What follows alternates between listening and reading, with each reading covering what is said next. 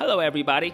Welcome to the second episode of Interconnected Voices, the audio product of the Interconnected newsletter, written by me, your host, Kevin Xu. The Interconnected newsletter is the internet's only bilingual English-Chinese newsletter on the intersections of tech, business, money, geopolitics, and U.S.-China relations. New posts every Thursday and Sunday. What you're hearing now is the audio product of Interconnected, where we record and share in-depth discussions with multidisciplinary experts, investors, and founders from around the globe.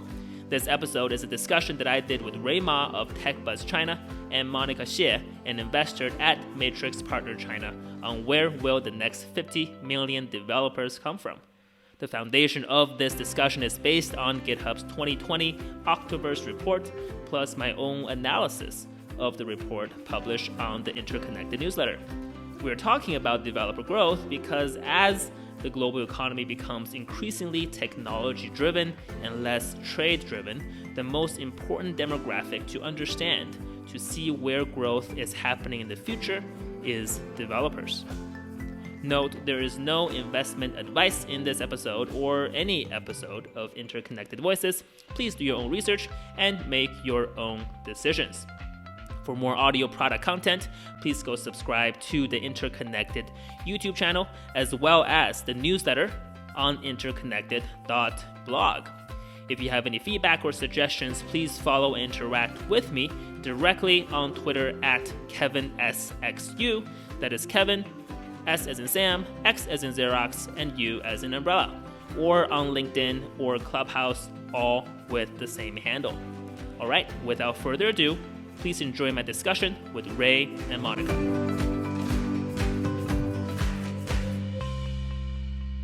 So the motivation for this topic that we wanted to talk about kind of came from GitHub's annual report called Octoverse. Octoverse kind of referring to Octocat, which is their mascot. And GitHub is where most of the developers in the world are hanging out, are collaborating, and working together.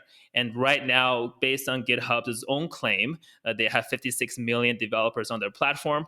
Obviously, there are other competitors to GitHub as well, like GitLab, which is growing very quickly. Could be a public company very soon, later this year. We also have Bitbucket, which is an older kind of collaboration platform for developers as well. SourceForge is even older than that, but they're still around. And we also have Getty, which came out of China, which is a similar platform. So there are definitely probably more than 56 million developers. And by GitHub's own projection in this report, they will reach 100 million developers on their platform in the next 5 years or so, which motivated this topic, where will this 50 million developer come from?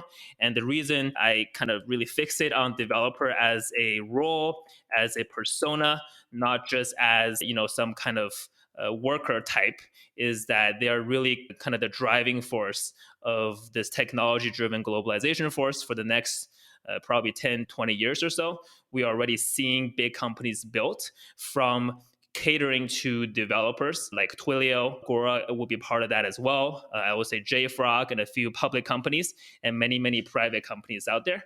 So what I will do is quickly go through some parts of this report, which you can download from Octoverse's website. And where you will find it is actually the community report. They have actually 3 reports this year from their 2020 Octoverse set of reports. And in the community-focused reports, you have to scroll to the very end of the PDF, but they have some really beautifully laid out maps of the world to track specifically open source contributors as a proxy to measure developers in general. So obviously it's not one-to-one, but the vast majority of developers these days will contribute or at least use open source technology in some sense. And based on this report, in 2015, the United States was by far the largest contributor of open source contributors, accounting for 30.4% of the world's contribution. And Germany and the UK were number 2 and number 3 with 7.3% and 5.8%.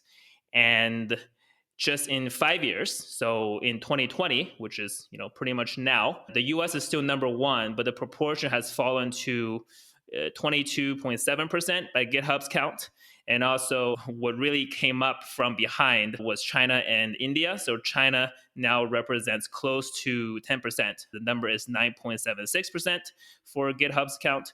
And India accounts for 5.2% of the global open source contribution proportion. And another really interesting set of statistics is that GitHub is tracking a lot of countries and regions that are growing really, really quickly by percentage, even though it might be from a very small base. But I think some of these regions and countries are really worth mentioning. So I think this is probably like a year-on-year growth rate from 2019 to 2020. It's not completely clear by reading the report. But the number one growth rate is actually in Nigeria, which is a 65.9% growth, followed by Hong Kong, Saudi Arabia, Bangladesh, Egypt. All of these places have more than 50% year-on-year growth in terms of the developers coming from those places. And the second half of the top 10, the countries are Pakistan, Indonesia, Turkey, Colombia, and Peru. So I'm going to pause there real quick to see if either Ray or Monica has any commentaries or reactions to some of these numbers based on what you're seeing in terms of where innovation is happening kind of around the world. I was just going to say that I had read your blog post before the session, and I was really surprised by some of the countries you mentioned because I didn't realize there were such developer powerhouses or emerging developer powerhouses.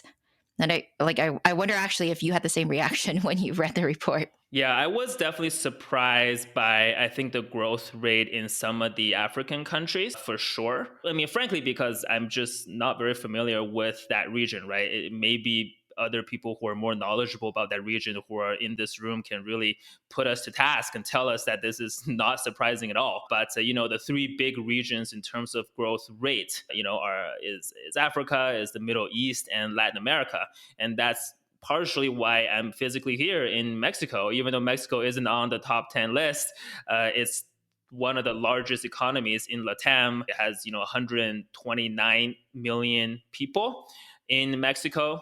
Another 36 million who, live in the United States and Canada, so not even part of the 129 million.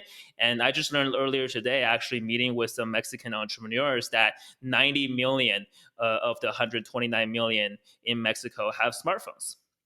And, their 4G data coverage is actually pretty good, even if you live in a rural area, not just big places like Mexico City or Guadalajara. So I'm definitely a little bit surprised by that.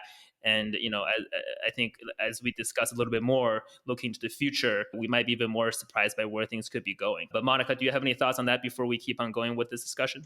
Yeah, definitely. I think there's definitely some very interesting country names that we didn't expect. But I would like to add that, I was not surprised that China is a rising force in this open source community.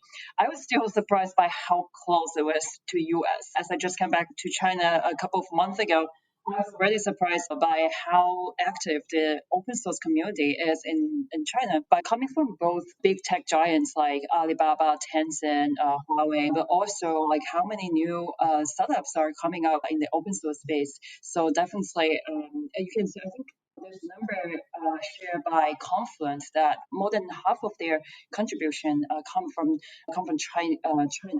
So I think this is definitely very exciting to see. And Mixture's partner China also have invested in a couple of open source companies, including Pinkett, which Kevin knows very well. So yeah, I believe that this is definitely another the next $1 trillion market in both globally and also in China. And you said that report is from Confluent, the company behind Kafka. Is that right? Yes, but don't quote me on that. I remember from someone share in a webinar. I'm not quite sure whether it's by contribution or a contributor, but definitely a huge amount of their community comes from China. Okay, cool. I mean, just for those of you who have never heard of those two words before, Kafka or Apache Kafka is a very popular open source project in the messaging streaming space. And then Confluent is the company behind or commercializing that project, which we'll get into in a little bit when it comes to open source commercialization. We have quite a few experts in the room that I want to invite up when we talk about that. So hang on with that subject. But I want to keep going a little bit more into the rest of the GitHub's projection. So GitHub provided some crystal ball content, if you will, looking into their own growth and projecting into 2025. What they're seeing is that the open source contribution proportion will decrease and stabilize to around 16.4% for the United States. China's share will increase to about 13.3%, and India's will reach 7.9%. And there will also be some big, proportion of contribution worth mentioning from Brazil, which they may see getting to 3% of the global share, and Nigeria getting to 1.9% of the global share. So those are the numbers that GitHub itself gave out. And then they also have a visual for 2030 in their report, which I encourage you to kind of squint at a little bit to see, because the way they did the map, which is, hard for me to describe here, audio, in terms of just by sound, but they kind of have different shades of brightness to indicate which country or region is contributing more or less proportion to others. And if you look at their 2030 map, like the brightness between China and the United States are pretty much indistinguishable. India is also incredibly visible. So is Russia, Brazil. Germany is still very much a contributor as well. So Germany has never quite faded into the back scene, so to speak. And then I think Indonesia is another one that, at least when I was looking at the PDF super closely, it definitely looked like it's gaining shares. And so those are some of the top line numbers that came out of this report. And I do want to say, I don't want to just tell everybody about the report and kind of take it at face value. Developers kind of mean different things to different people or even different platform. And after I shared my post out on Twitter last week, I got some really good feedback from people who are actually doing a lot of analytics around GitHub accounts, right? GitHub profiles, to really see how involved a lot of them really are. And there are quite a number of accounts on GitHub that maybe have, one line of contribution in a project somewhere, or something that's relatively minor in terms of contribution, but may still count into this number. I don't really know. Certainly it's very different materially from, an account or a developer that's consistently or growing their contribution into open source projects here and there. And we can have a discussion about how much we should, trust these numbers coming from GitHub or not, as we look at where the next crop or the next batch of developers will be coming from, which I think will be a very good proxy for where technology, whether it's new or older technology, could be updated or emerge around the world, right? Which market, which continent, and things like that. So with that, I want to, again, have our panelists, Ray and Monica, chime in a little bit. And then we'll just kind of open it up, I think, to discussion with the rest of the room. Lots of folks in here that I think will have a very valuable input to this topic that we're talking about. Ray, Monica, either of you? I don't have too much to add. I'm excited to learn from others here, actually, because I primarily focus on consumer internet. So this is all new territory to me. And I've invited a bunch of people, I think, who can give better clarity on the nuances that you talk about. Because, like, for example, I have a GitHub account because I took some machine learning lessons, and that was part of the assignment. But I definitely should not be counted as an active developer. We're not going to count you in that crop. Yeah, I have also invited a couple of friends I know who have been contributing and involved very deeply in the open source community very well, and we're looking forward to what they have to say. I have one thing to add is, well, I have seen particularly how open source has become a way for startups to really tackle some tech giants in a whole new way, especially in the infrastructure level. As we can see, we have seen a lot of rising open source companies working on mostly in database or search engine, all the things that we previously thought would be dominated by tech giants. But by providing their products and through open source, they were able to create not just an even more powerful product, but also even create a new standard by themselves, which is almost like impossible in the I would say like pre-open source world. And I believe that having worked at AWS, I have to say giants are now like becoming more and more open to joining this open source force in two ways. One is once that they know that they themselves cannot be the only very good widely adopted open source tools, even in the infrastructure level. So even all those like tech giants, cloud giants have to embrace what the community have to say. And we have seen a lot of their products also based on open source projects. And secondly, I've seen like in China, I was actually surprised by how many open source projects were built by tech giants like Alibaba and Tencent. And I think that this will, it creates more complexities in the competition between startups and tech giants. But I think it also opens up like more opportunities for startups to innovate in new ways. And lastly, I would love to invite some guests I've invited to the room. But before that, I would like to say that for startups, if you really have a very, very technology products, don't be afraid to make it open source. By leveraging the community, by opening it up to the world, actually you are enabling more companies to join you to help you iterate your product even faster.